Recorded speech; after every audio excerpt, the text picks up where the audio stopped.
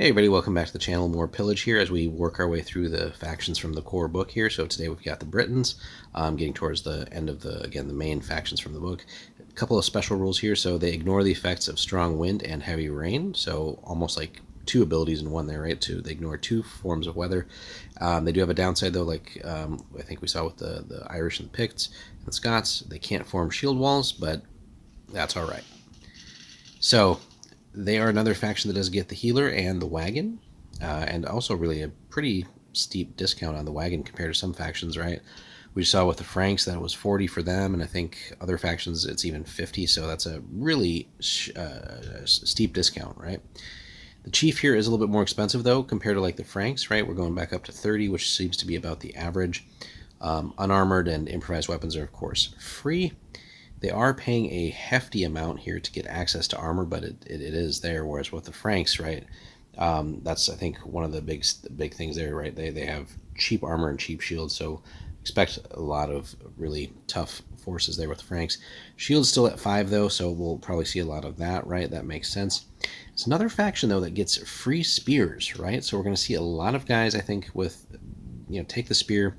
No points there, get a shield just to get a little bit better armor, and go from there. They do get hand weapons, although, again, compared to a lot of other factions, we're paying a premium for that. Most factions are at 10 for the hand weapon. Here we're going 15. The Dane axe is 20, though, so that's, again, fairly discounted there. Sling is free for these guys as well, whereas other factions pay for it. Really cheap javelins as well, and again, that especially with how cheap the wagon is for these guys, that's an easy combo just to get more shots out of your javelin guys. So you take the 10-point warrior, give them the javelin, you got the wagons, and then maybe give them like a free spear or something like that too once the javelins are gone. They do pay a hefty price for the bows though, 25 gold on that, but probably worth maybe taking like one or two guys and no other gear for them just to get a little bit of long range firepower.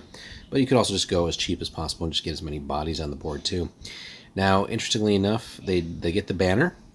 Super expensive for these guys though at 50 gold, whereas again, just going back to the Franks real quick, 20.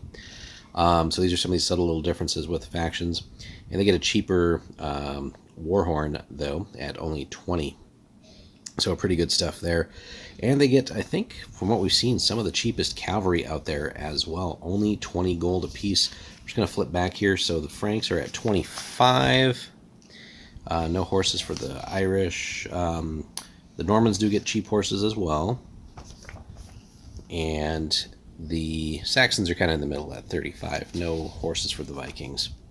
So very cheap cavalry so far. And then that makes it easier to get things like like shields and stuff like that on them too. You're still coming in at, even with a little bit of gear, cheaper than some other guys that just pay the base cost for the cavalry.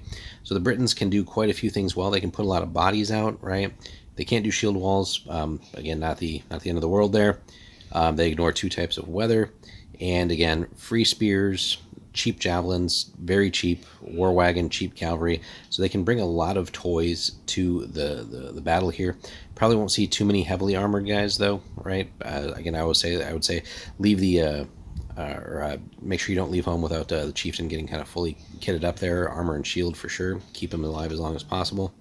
But they're going to put a lot of guys out here, and then have some specialists as well. And with that super cheap cavalry, expect them to be able to get across the board for scenarios too. So all in all, another interesting list here, another interesting faction. Let us know so far, guys, how your games with the Bretons have gone, where you've done well and where you've had struggles. Thanks so much for watching. We'll see you in the next one.